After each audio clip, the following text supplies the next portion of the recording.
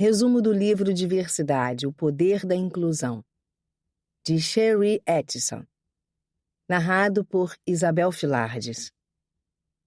O livro Diversidade, o Poder da Inclusão, aborda como preconceitos moldam a sociedade, além das questões que causam desigualdades e de que forma podemos ter essas conversas, tanto no trabalho quanto em nossa vida cotidiana, e mudar a realidade.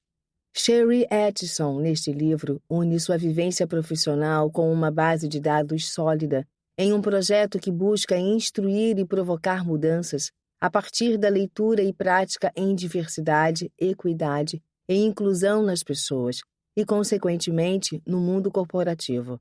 Conhecer do que tratam esses eixos e por que ainda se encontram longe do desejável nas empresas se torna muito importante. Sherry Atchison nasceu no Sri Lanka e foi adotada com 3 semanas de idade junto ao seu irmão por um casal da Irlanda, onde cresceu e tornou-se a líder reconhecida em inclusão e diversidade que é hoje. Ter sido adotada por pais brancos e europeus, ainda que de classe trabalhadora, teve em Sherry e seu irmão não brancos um impacto evidente. Ao passo que a relevância de temas como raça, classe e gênero em sua vida acompanhou seu crescimento. Todavia, seu primeiro interesse acadêmico foi pela computação, e ainda aos 11 anos já sabia que gostaria de trabalhar com tecnologia. Focar nos estudos foi o primeiro caminho pelo qual Sherry pôde mudar sua realidade, e ela passou em todos os vestibulares que prestou com nota máxima, podendo assim escolher estudar sua área de preferência na Queen's University em Belfast. Já no curso de Ciência da Computação, Sherry notou que a distinção por conta de sua etnia diminuíra e a discrepância estatística por conta de seu gênero começou a chamar a atenção. Logo, a engenheira de softwares percebeu que a diferença numérica entre homens e mulheres na sua área de atuação era considerável e decidiu agir em relação a este problema.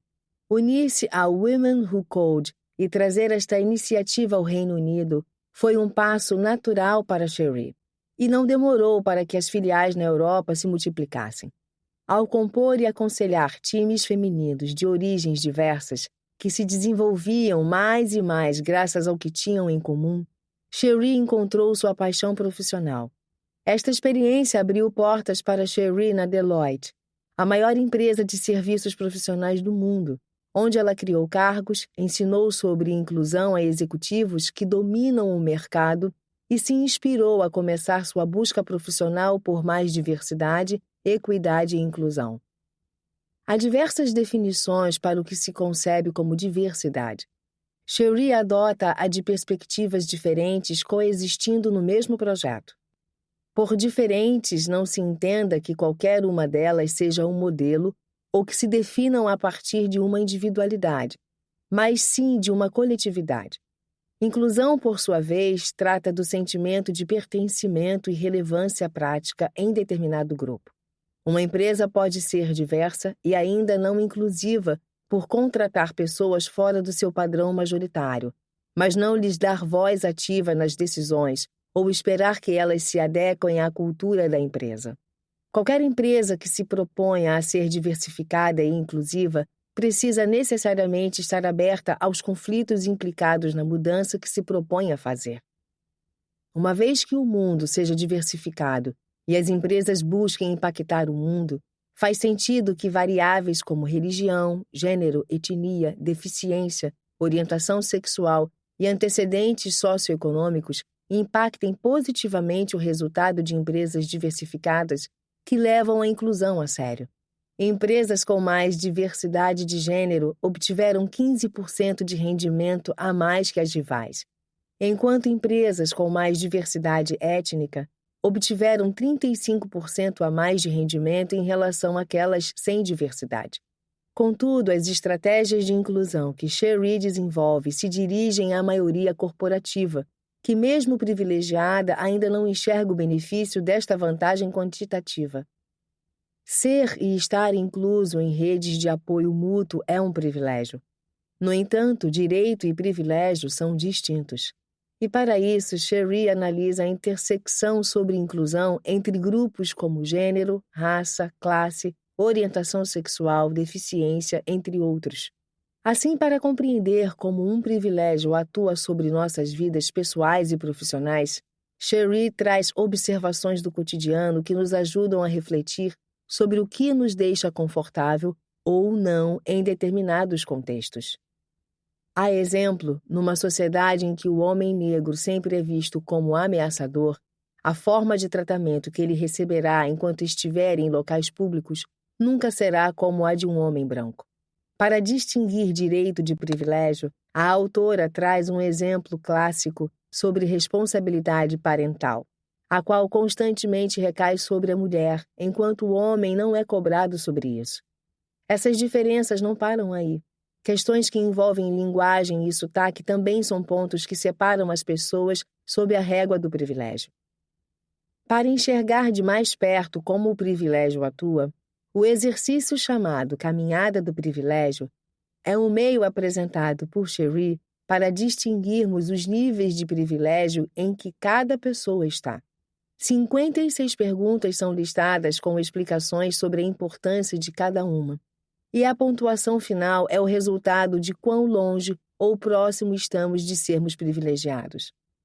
O ponto-chave aqui é conscientizar-se dos privilégios e compreender de que forma é possível usá-lo para evitar que eles sejam obstáculos para outras pessoas. Atitudes positivas que apoiam ativamente grupos não privilegiados estão listadas como um guia dessa jornada contínua. Já para as empresas, este tópico é importante para que saibam reconhecer, capacitar e apoiar minorias que não são privilegiadas. Para compreender as complexidades do privilégio e como este se relaciona com cada minoria, Cherie esmiuça as camadas das diferenças.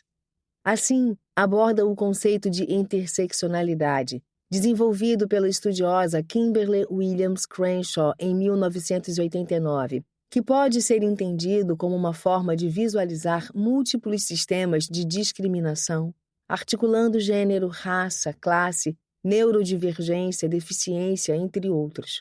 Antes de aprofundar a questão, Cherie também traz como referência a teoria racial crítica, que estuda instituições e sistemas que perpetuam o racismo.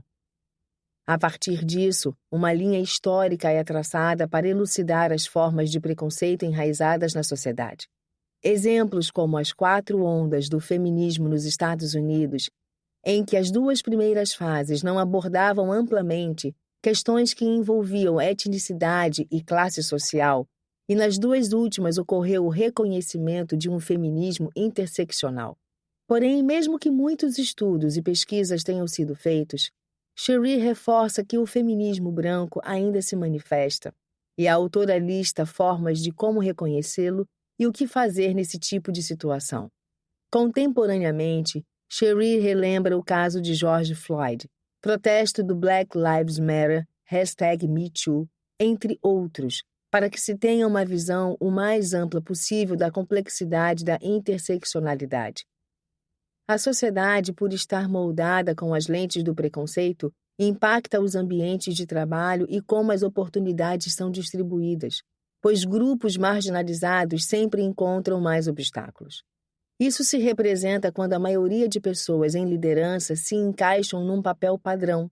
Por exemplo, homem, branco, hétero, não deficiente, etc. Outro exemplo que Cherie traz são ações de empresas que querem incluir mulheres em sua linha de frente, mas sempre dão preferência a mulheres brancas ou de pele clara.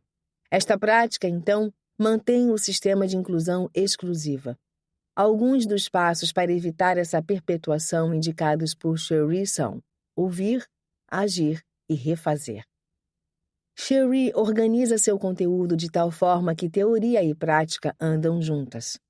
Por isso, além das listas sobre o que podemos fazer para implementar um DEI funcional, há o momento de reconhecermos em nós mesmos nossas preferências e preconceitos. Para isso, a autora aborda as ideias de preconceito inconsciente e persistente.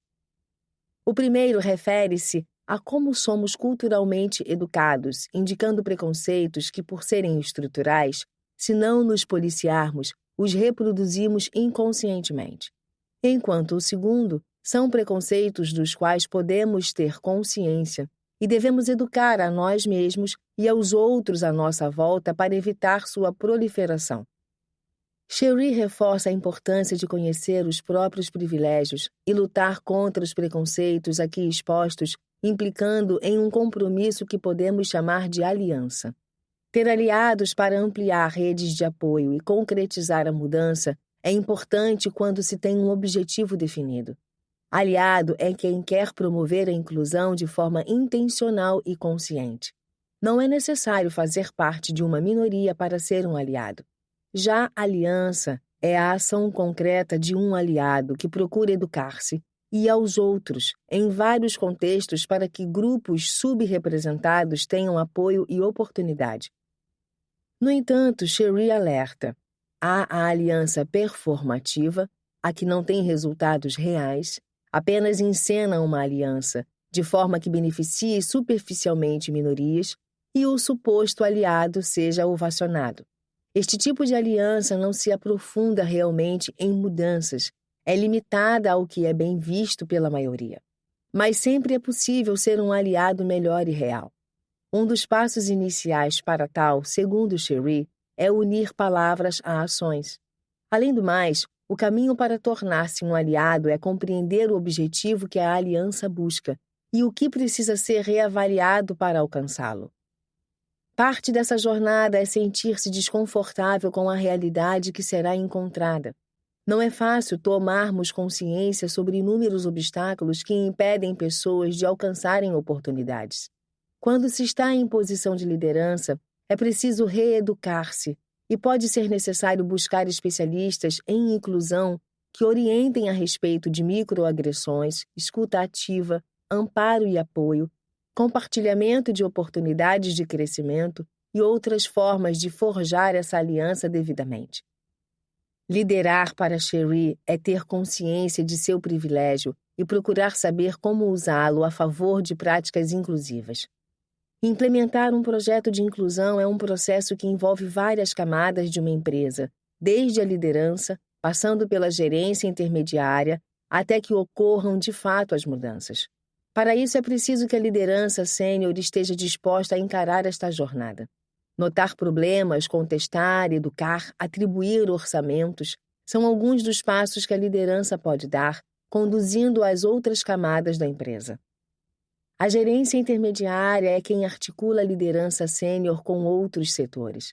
A diretoria sênior apresenta a visão, mas a gerência intermediária é a via pela qual esta visão ganha vida, atuando no contato com funcionários que serão diretamente beneficiados pelos projetos de diversidade, equidade e inclusão. Além disso, a gerência intermediária de hoje pode ser a diretoria sênior de amanhã. Inclusão não é um benefício unilateral. Ajudando a sociedade, as empresas ajudam seu próprio crescimento também, como já foi mencionado. Alinhar-se às demandas do presente é preparar-se para o futuro. Demandar mais oportunidades, inclusão e respeito não será fácil. Possíveis negativas serão ouvidas neste processo. Mas definir objetivos, investir neles, envolver a diretoria, entender e incorporar os dados são práticas que precisam ser tomadas de forma intersetorial. Traçados os objetivos, é preciso ir além. Ser simpático não basta para combater efetivamente o racismo, por exemplo. Atitudes proativas precisam estar aliadas à empatia nos contextos pessoais e profissionais, alerta Cherie. A partir disso, a inclusão do projeto de DEI pode ser executada de várias formas. Uma delas é o investimento em cotas. Cherie compreende que este é um termo que afugenta potenciais parcerias, mas ela lembra que este método é um meio assertivo de iniciar a inclusão. Uma vez que conscientemente oportunidades são oferecidas a grupos subrepresentados que, devido a preconceitos inconscientes e persistentes, têm suas qualificações ofuscadas. A autora pontua que uma oportunidade justa só é possível quando preconceitos são erradicados do DNA da empresa. Para eliminar preconceitos é preciso estar munido de dados, pois estes auxiliarão nas decisões de quais atitudes tomar para a implementação de projetos de inclusão. Cherie diz que o começo dessa compilação pode considerar questões de gênero e etnia, sendo este um início razoável para compreender problemas específicos de iniquidade e injustiça dentro de uma organização. Após a compilação destes dados, Cherie indica ser preciso construir comunidades, como grupos de recursos de funcionários.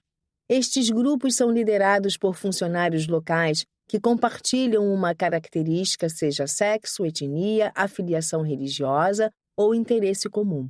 O objetivo desses grupos é promover um local de trabalho diversificado e inclusivo, alinhado com as organizações que atendem.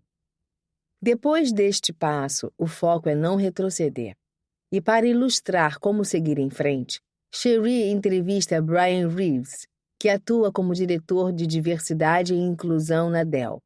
A experiência de Brian indica maneiras de como estabelecer metas de inclusão e sempre continuar implementando outras. Algumas dicas dele são: entenda profundamente a narrativa imperativa do negócio. Estabeleça metas amplas e seja responsável.